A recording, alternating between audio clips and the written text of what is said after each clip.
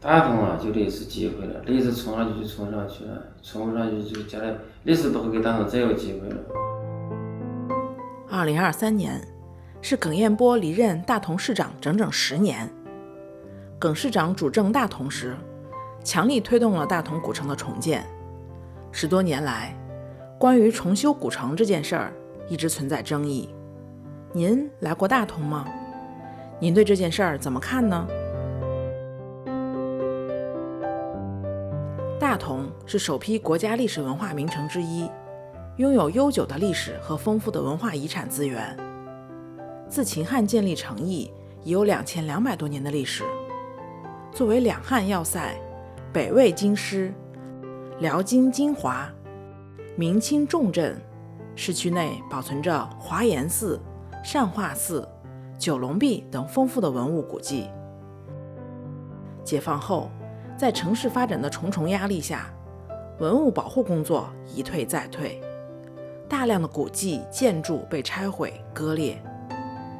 上世纪90年代开始，随着大同煤炭经济的迅速下滑，城市也开始变得满目疮痍，似乎成了一个被世人遗弃的地方。破败的城区、颠簸的道路、污染的居民环境、稀少的公共设施是原先大同市区给人的印象。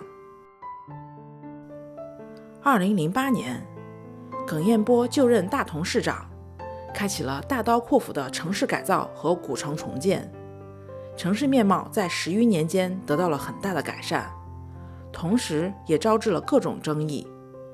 首先，最支持这件事的是当地居民，因为大家最在意的民生问题得到了极大的改善。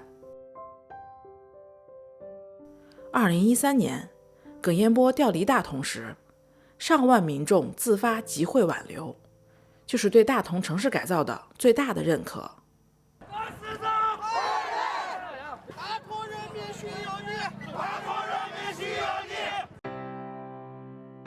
2013年之后，大同城市影响力迅速上升，先后承办了一系列大型活动，并且提出了中国古都天下大同的口号，居民的城市归属感也得到了很大的提升。而反对的声音呢，主要来自文物工作者。在2015版中国文物古迹保护准则里明确提出，对已不存在的文物古迹不应重建，文物古迹应原址保护等要求。而现在大同古城内存在大量真伪不明的仿古建筑，很多不可为的行为在古城复建工程里也广泛存在。作为文化遗产，大同古城的历史价值至少被打了一个大折扣，而且现在以人为本已经成为文物和文化遗产保护工作的共识。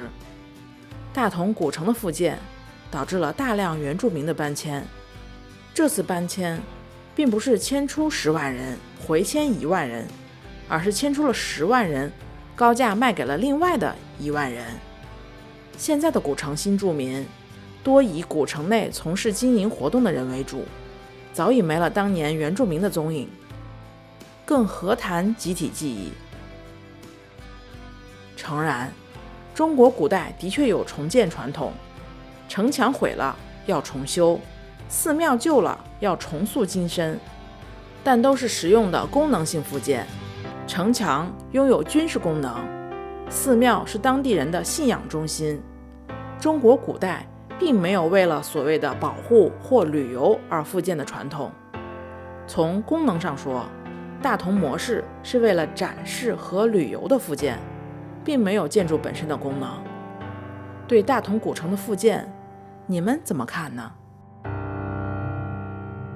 关注1毫米足迹，跟我们去旅行吧。